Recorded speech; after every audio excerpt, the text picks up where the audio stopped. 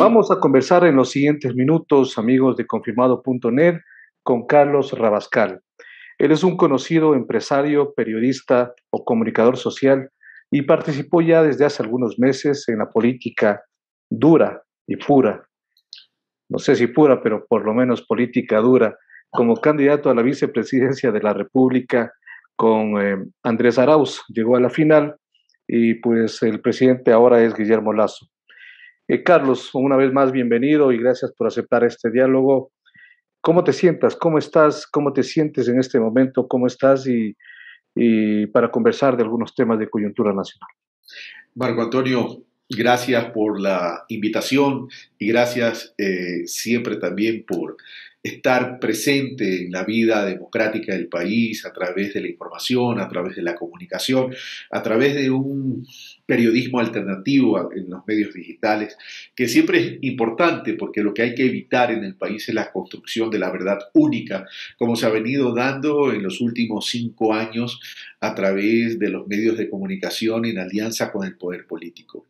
En lo particular en lo particular y en lo familiar, me siento bien en términos de salud, que hoy por hoy es el principal activo que tenemos las familias ecuatorianas. Pero por otro lado también preocupado por lo que está pasando en el país. Preocupado porque veo un gobierno que está viviendo en su propio laberinto, que no encuentra salidas y que está equivocando la visión de cómo sacar al país de la crisis. Y me preocupa más bien que las declaraciones que se han dado en estos un poco más de 100 días están orientadas básicamente al tema fiscalista y al tema de la apertura comercial indiscriminada. Y eso sí me preocupa, porque en este momento más bien lo que hay que hacer, Marco Antonio, es trabajar en la reactivación económica, productiva y el empleo.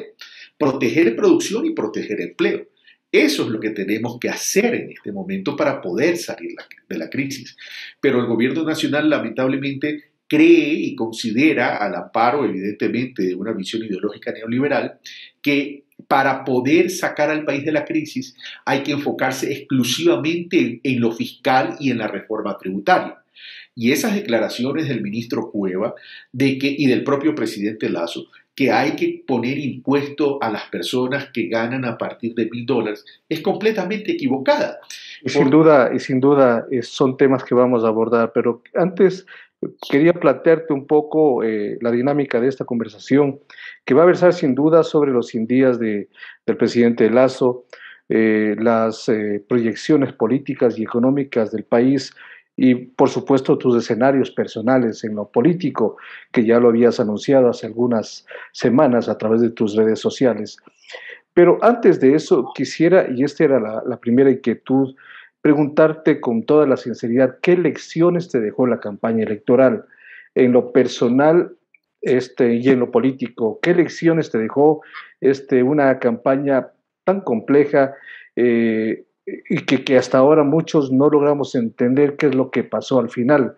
Porque con una victoria contundente en primera vuelta, es casi imposible perder de esa manera como se lo hizo en una segunda vuelta. ¿Qué lecciones te dejó en lo personal, Carlos? A ver, una principal lección que me dejó en términos ya de organización de proyecto político es que si no entendemos que hay que cerrar las grietas a la interna del progresismo, difícilmente vamos a poder tener éxito. Y creo que se evidenció a la interna a nivel de la campaña electoral que hay muchas grietas abiertas. Y esas grietas hay que cerrarlas, porque esas grietas, ¿qué es lo que reflejaron? Desarticulación, descoordinación, vanidades, egocentrismos y adicionalmente rutas paralelas dentro de una misma campaña, lo que atentó a la existencia de una estrategia eficaz y eficiente. Por eso es que en la segunda vuelta electoral no hubo una estrategia. Hubo básicamente la necesidad de salir a utilizar el tiempo, pero no hubo un derrotero, no hubo una hoja de ruta. Y una segunda lección que me dejó en lo personal y en lo político también es que es muy fácil y es muy riesgoso, una línea muy sensible, que desde la política dura que tú mencionas, Marco Antonio, se pierde la capacidad de interpretar al pueblo ecuatoriano, a las verdaderas necesidades del pueblo ecuatoriano. Y a veces creemos que las organizaciones políticas solo tienen que tratar aquello que está dentro de su visión, pero la visión de una organización política debe nacer desde las necesidades del pueblo, desde las necesidades de los territorios y en especial de los que menos tienen. Y Es yo curioso porque, Carlos, tú antes de ser candidato a la vicepresidencia, tú aspirabas incluso a ser candidato a la presidencia de la República. Tú habías hecho un recorrido por algo más de un año por correcto. todo el país, quizás 2 veces recorriste el país y escuchaste muchas propuestas, conversaste con mucha gente, con muchos sectores que estaban realmente muy complicados, como lo están ahora, quizás mucho más de lo que están ahora. Pero, ¿te sirvió de algo esa experiencia, esa dinámica, ese conocimiento para poner en práctica ya en la política dura y en la campaña que se dio hace algunos meses? Sí, a mí me sirvió en lo particular y la gente pudo monitorear mi campaña como vicepresidente de la República, pudo dar seguimiento a mi campaña como vicepresidente de la República. Por eso, en el análisis, muchas personas o analistas o líderes de opinión hablan de que mi campaña fue distinta. Y fue distinta porque yo generé una campaña de cercanía, porque aprendí casualmente eso. Pero también, lamentablemente, aprendí otra cosa. Es que si tú eres independiente y no estás dentro de una organización política, mal puedes tú tener incidencia ya en la operativización de los temas. Entonces, lamentablemente, al yo ser independiente, pues me pasó eso. Pasó eso y poco o mucho tuve, un poco o nada, mejor dicho, tuve en términos de incidencia en cuanto a la estrategia y a la operativización de la campaña. Y Dicen lección aprendida, pero tú quieres continuar en la política dura. Tú deseas ahora ser candidato nuevamente, esta vez a la presidencia de la República. ¿No crees que es demasiado riesgoso anunciar con tanta anticipación una propuesta que con toda legitimidad tú la tienes por el recorrido, por el trabajo y conocimiento que lo tienes? Eso no está en duda. Pero como la política es tan compleja en nuestro país, anunciar una candidatura 4 años antes o 3 años que comienza la campaña, ¿no lo consideras riesgoso? a ver, lo considero transparente, lo considero sincero, lo considero honesto. Lo hice antes, lo hago ahora. No estoy haciendo nada distinto de lo que ya he venido hablando desde que comencé a dar mis primeros pininos en la política ecuatoriana. Porque yo creo que la gente tiene que conocer cuál es tu intención, cuál es tu voluntad. Ahora, yo no es que estoy poniendo mi nombre como condición para construir el Frente Progresista, por eso sería absurdo. Yo no caigo en las vanidades ni en los egos. O sea, yo sé que hay que construir un Frente Progresista entre todos aquellos actores progresistas, ya sean ciudadanos, organizaciones sociales, ya sean partidos y movimientos políticos. Por supuesto que hay que sentarse. Y yo estoy dispuesto a ir a una primaria, estoy dispuesto a que me midan, pero casualmente lo hago para que todos lo hagamos de una vez por todas y que a partir y sin perjuicio de los derechos legítimos que tengamos, nos sentemos a determinar cuál es el objetivo de ese Frente Progresista. Es decir, porque el objetivo aquí es el país.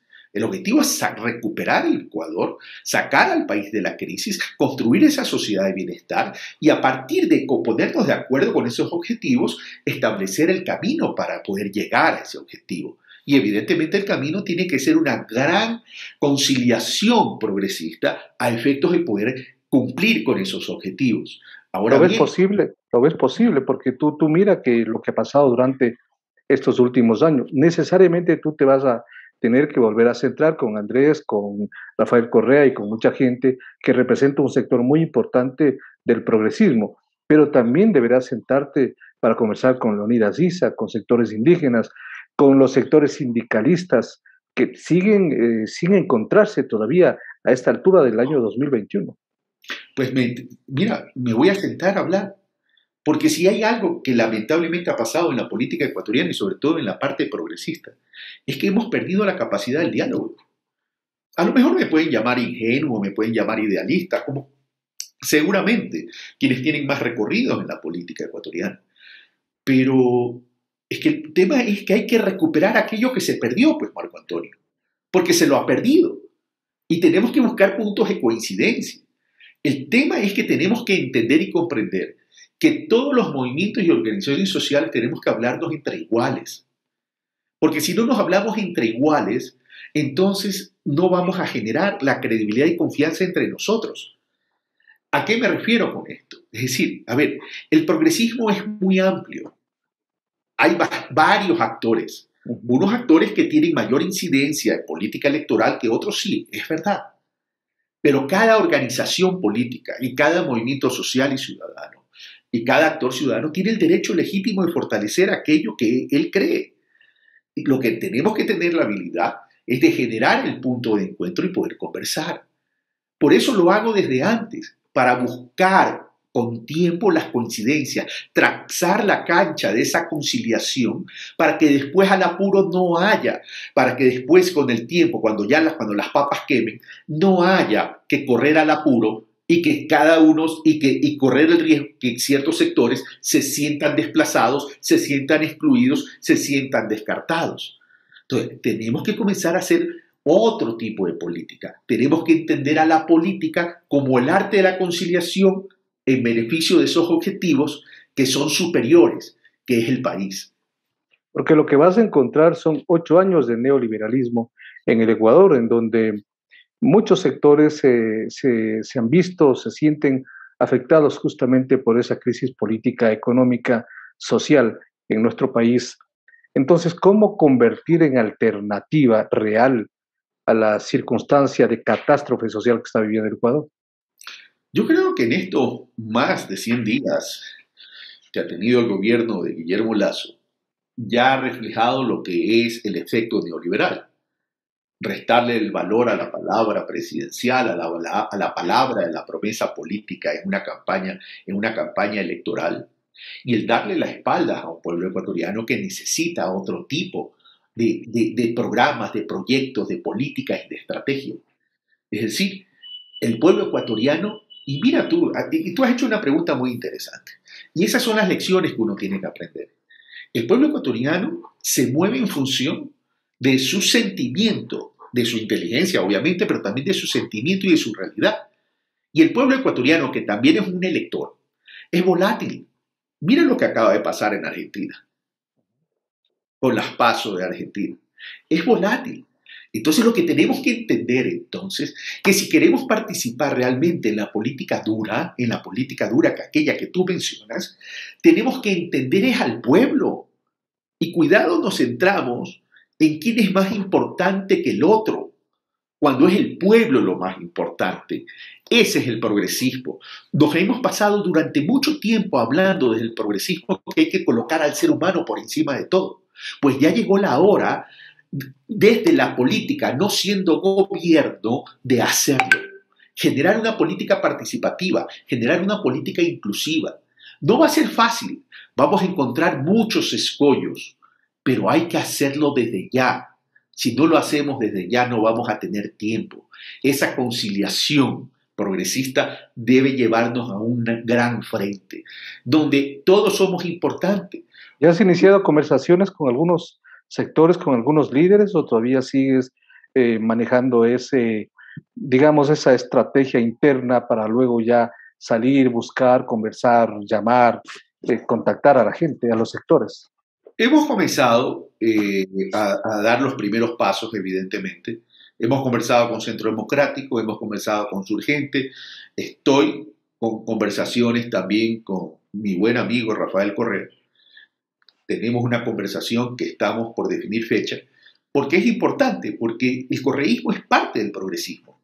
Aquí no se puede excluir al correísmo dentro del progresismo. O sea, a ver, yo no soy afiliado a Compromiso Social, no soy afiliado a Centro Democrático, no soy afiliado a Surgente, no soy afiliado. ¿Y no piensas afiliarte o participarás como independiente con el apoyo de los movimientos y partidos políticos? Prefiero no afiliarme casualmente para hacer un punto de encuentro. Para hacer un punto de encuentro. ¿No es falta de compromiso político eso, no afiliarse? No, en algún momento a lo mejor lo haré, pero en este momento no. En este momento prefiero no. Y, por ejemplo, yo no peco de ingenuo. Por ejemplo, aquellos que dicen correísmo sin Correa es un absurdo. O sea, a ver, ¿cómo puede existir el correísmo sin Correa? Es decir, pero el correísmo es una cosa, el progresismo es un universo mayor. Que el correísmo es importante dentro del progresismo, pues evidentemente. Eso no lo vamos a discutir ahora, ni lo vamos a descubrir ahora. Pero casualmente tenemos que respetar las asimetrías para generar la credibilidad y la confianza. Vamos un poco al análisis del tema gubernamental.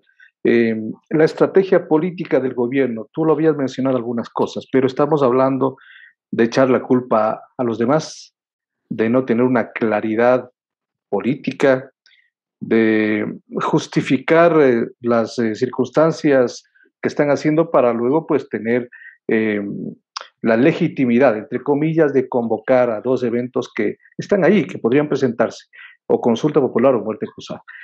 ¿Cuál es tu criterio del manejo político gubernamental? Que el manejo político gubernamental es desastroso.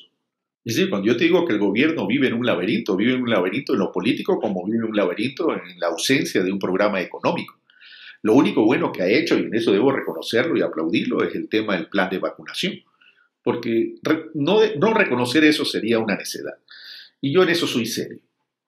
Pero saliendo del plan de vacunación, que es un tema sanitario que tiene que ver con vida y salud, pero que también es un punto de partida para la reactivación económica, productiva y empleo, no hay el complemento. Y el complemento es, no hay un programa económico, no hay un programa productivo y no hay un programa de recuperación del empleo que se conozca, que se conozca. El propio gobierno nacional generó una mayoría en la Asamblea. Su mayoría. Por las razones que haya sido, pero era su mayoría. No ha sido aprovechada. Y no ha sido aprovechada, no se ha sabido operativizar y dice que hay bloqueo. ¿Pero de qué bloqueo podemos hablar si ni siquiera ha enviado el plan de desarrollo? ¿Qué ley ha mandado, además de la educación superior y la de comunicación? O sea, no se puede bloquear algo que no existe. Entonces, en ese sentido, el gobierno nacional lo que trata a través de una consulta popular, que es la misma matriz estratégica del gobierno de Moreno, es una extensión de Moreno, trata de desprestigiar a la Asamblea, trata de echarle la culpa a los otros porque no tiene nada que presentar. No tiene ningún resultado positivo en términos económicos, productivos y de empleo que presentar. Entonces, evidentemente, sigue la misma matriz. Es la misma matriz. Es la misma matriz de María Paula Romo, la misma matriz de ese círculo, porque es evidente que ya Durán Barba no está. Durán Barba es un hombre inteligente, estratégico, que va por otra dirección. Esto aquí es la copia, el copy-paste del gobierno de Moreno. Ahora, aquí hay una gran diferencia, porque parece que el gobierno lo está leyendo de una manera errónea. Ese es mi criterio. Posiblemente esté equivocado. Pero la diferencia de la consulta de Moreno con la consulta de Lasso es que con Moreno coincidieron absolutamente todos porque el foco era Correa, era destruir a Correa, y se juntaron absolutamente todos. Ahora, los que se juntaron a Moreno no se van a juntar con Lasso, y evidentemente muchos de ellos ya han puesto sus reparos, ya no están con él en ese lado. ¿Tú ves una gran diferencia que podría ser determinante en el resultado de la consulta? Hay una gran diferencia. Yo lo que decía es el copy-paste de la estrategia. Pero tú sabes que las estrategias responden a coyunturas, responden a realidades distintas, ¿verdad? Pero él está haciendo un copy-paste y aplicándolo en un momento distinto de la política y de la realidad ecuatoriana, por varias razones. Primero, por lo que tú acabas de decir. Y dos, la realidad económica del 2017 y del 2018 en febrero del 2018, cuando se dio la consulta, es completamente distinta a la de ahora. Acuérdate que Moreno venía con una economía creciente, porque Moreno asume el poder en mayo del 2017 y termina ese año 2017 con la ola de la política económica de Rafael Correa, que crece al 3%. La realidad económica hoy es distinta. Una pobreza creciente, un desempleo creciente, una economía que no tiene rumbo y que es un gobierno desesperado porque ya el tiempo le comienza a correr y ya no puede seguir prolongando el éxito, los resultados del éxito de la vacunación, porque cuando a la gente le hace falta en los presupuestos familiares recursos, entonces la gente comienza a pensar distinto en relación a lo que te asignaba como buenos resultados. Entonces el Mira, resultado de la consulta sería diferente al que obtuvo Moreno. definitivamente. Porque además, habría que ver también qué es lo que quiere consultar, qué temas quiere tratar, qué preguntas son y cuál es la forma y la mecánica de aceptación de la consulta. Porque también ahí tú sabes que se puede manipular y pueden existir ciertas trampas. Y el otro tema, tiene que pasar por la aprobación constitucional para legitimar la consulta popular. Pero bueno, eso tampoco es una garantía. Vimos lo que pasó con Moreno. ¿Tú crees que puede haber un estallido social en el Ecuador en los próximos meses? De hecho, lo está viendo, ¿no? Mira lo que pasó ayer.